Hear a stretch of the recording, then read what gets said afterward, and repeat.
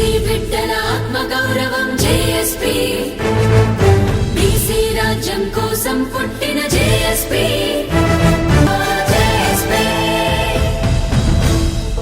Ganja drugs మత్తులో ఖైదీలంట. దేశవ్యాప్తంగా జైళ్లలో ఢిల్లీ ఎయిమ్స్ ఎన్డీడీటీసీ సర్వే అంట. దేశంలోని 17 జైళ్లలోని 7,000 మంది ఖైదీలపై స్టడీ చేసిరంట. మన రాష్ట్రంలో హైదరాబాద్ నిజామాబాద్ జైలు నుంచి 800 మంది అట. జైలు లోపల 412 మంది ఖైదీలు డ్రగ్స్ వాడుతున్నట్లు వెల్లడి అంట. ఒకే సూది వాడకంతో 43 మందికి హెపటైటిస్ సి, 39 మందికి HIV వచ్చిందట. జైలు ఎంట్రీలోనే drug screening and de-addiction సేవలు అందించాలని సూచన అంట. చూసారు కదా పరిస్థితి ఎంత దారుణంగా ఉందంటే, ఒకటే సూదితోటి 2-3 వాడుతూ ఉన్నారంట. దానివల్ల హెపటైటిస్ సిను 39 మందికి HIV కూడా వచ్చిందట. సో దీంతో జైలు లోపలికి పోయేటప్పుడే స్క్రీనింగ్ చేయాలని చెప్పేసి కూడా సూచన చేస్తూ ఉన్నారు. దాదాపు 7,000 మందికి ఖైదీలకు బయటకు వస్తే దాంట్లో దాదాపు 800 మంది మన నిజామాబాద్లో అండ్ హైదరాబాద్లో ఉన్నట్టు తేలింది. అంటే ఖైదీలకు డ్రగ్స్ తీసుకునే ఏదైతే ఉంటుందో దాని డాటా మొత్తము బయట పెట్టారన్నమాట.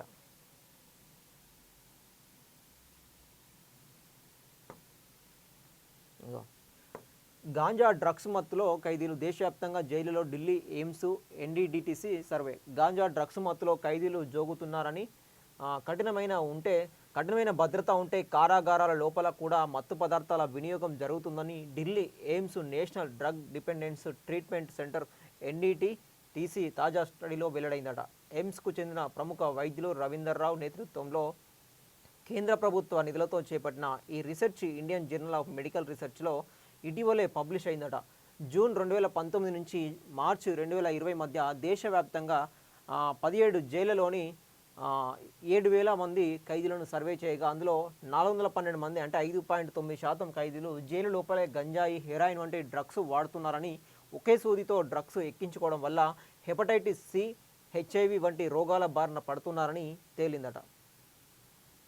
చూసారు కదా, అంటే వీళ్ళు ఏదైతే లోపల వాడుతూ ఉన్నారో దాదాపు 7,000 మంది ఉంటే దాంట్లో 412 మంది అంటే 5.9% ఒకళ్ళు తీసుకున్న ఇంజక్షన్ ఇంకొకరు వాడడము, దానివల్ల హెపటైటిస్ సిను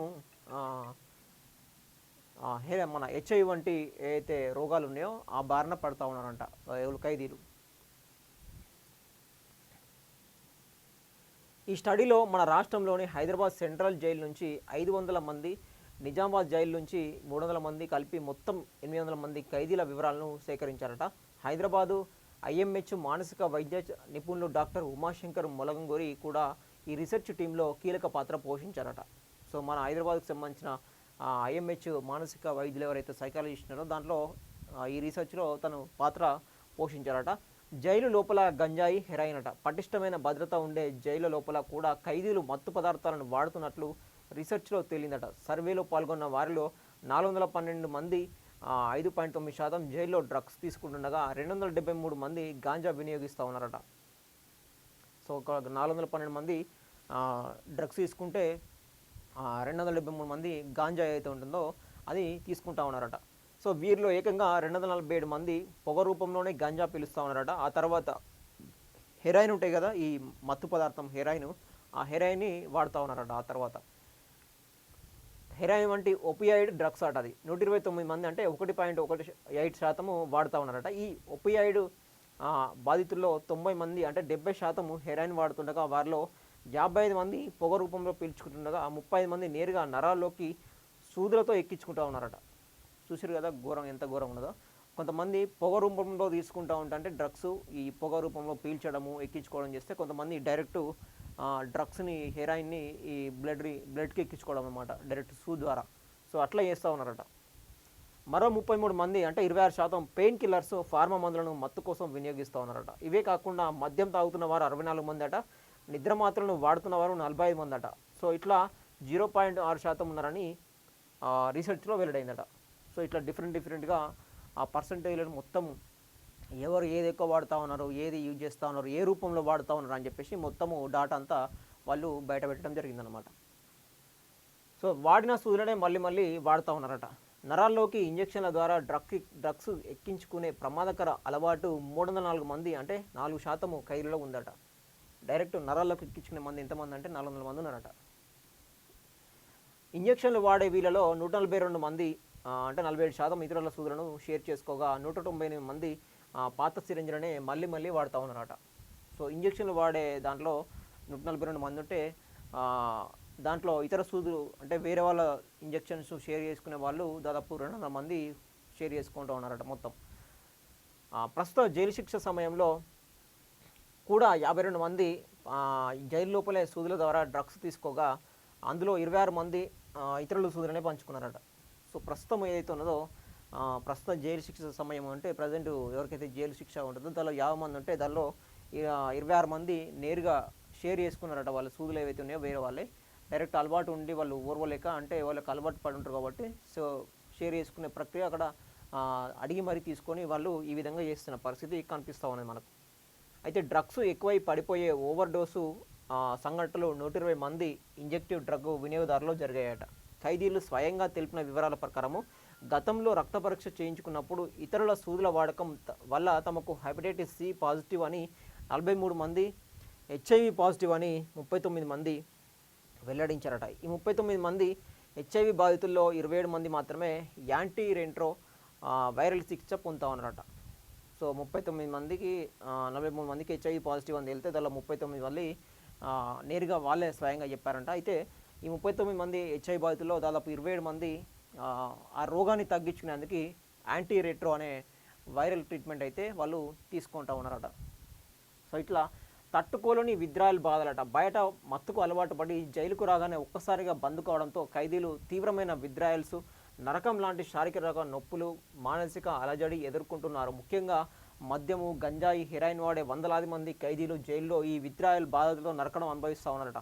రీసెర్చ్ లెక్కల ప్రకారము 30 ఏళ్లలోపు యువకులు, పురుషులు గతంలో మళ్ళీ జైలుకు వచ్చిన వారు, డ్రగ్స్ కేసుల్లో అరెస్ట్ అయిన వారు జైలు లోపల మత్తు పదార్థాలు వాడే అవకాశం చాలా ఎక్కువని తేలింది. సో దీనిలో బట్టి మనకి ఏమర్థమవుతుందంటే బయట మత్తుకు అలవాటు పడి ఎవరికైతే జైలు పోతారో దీనిలో భయంకరమైన నిజం ఏంటంటే ఈ అలవాటు పడి ఉన్న యువకులు 30 ఏళ్ళ యువకులు ఎవరైతే ఉన్నారో వాళ్ళు లోపలికి వెళ్ళిన తర్వాత నరకయాతన అనుభవిస్తున్నట్ట. అంటే బాధతోటి వాళ్ళకి దొరకకపోవడము, కావాలని చెప్పేసి వాళ్ళు కోరుకోవడము, బాధ అనుభవిస్తూ ఉన్నారట. ముఖ్యంగా ఇదేంటంటే వాళ్ళే స్వయంగా చెప్తా ఉన్నారు జైలు లోపల మత్తు పదార్థాలు వాడే అవకాశం ఎక్కువ అని తేలిందట. అంటే వాళ్ళు జైలు లోపల యూజ్ చేసే అవకాశం ఎక్కువ ఉందని చెప్పేసి తెలుస్తూ ఉన్నది మనకి. ఇక్కడ మత్తు పదార్థాలు వాడే అవకాశం చాలా ఎక్కువ అని తేలిందట. ముఖ్యంగా జైలుకు రాకముందు గంజాయి వాడిన వారు లోపల కూడా డ్రగ్స్ వాడే ముప్పు దాదాపు 5 రెట్లు ఎక్కువగా ఉందట. సో జైలుకు రాకముందు గంజాయి వాడితే జైలు లోపల పోయిన తర్వాత కూడా వాడే ఛాన్సు ఎక్కువగా ఉందంట జైలు లోపల కూడా. అంటే వాళ్ళు ఏ విధంగా బయట ఉంటేనన్నా ఇంకా వాళ్ళని వీళ్ళని కలుస్తారు, కొంచెం అటు తిరుగుతారు, కానీ జైలు లోపల ఉంటే ఒకటే ప్రపంచం ఉంటుంది. ఇక ఆడేముండరు, చూసిన ముఖాలు చూడాలి, చూసిన గోడలను చూడాలి, చూసిన పరిస్థితులనే వాతావరణాన్ని చూడాలి, అక్కడ వేరే ఏముండదు అన్నమాట. సో వాళ్ళకు ఒక మానసికంగా స్ట్రెస్ అని కూడా చెప్పుకోవచ్చు అనమాట. సో ఆ విధంగా ఉంటుంది కాబట్టి వాళ్ళు మర్చిపోవడానికి ఈ డ్రగ్స్ లాంటి పదార్థాలను తీసుకోవడానికి ఎక్కువ సుముఖత చూపిస్తూ ఉంటారు అన్నమాట. జైలు గోడల లోపల మత్తు పదార్థాలు దొరక్క విత్డ్రాయల్ బాధలతో సతమతమయ్యే ఖైదీలు ఆ శారీరక నరకం నుంచి బయటపడడానికి లోపల ఎలాగైనా మళ్ళీ మత్తు పదార్థాలను వెతుక్కొని వాడుతున్నారని నిపుణులు విశ్లేషిస్తూ ఉన్నారు.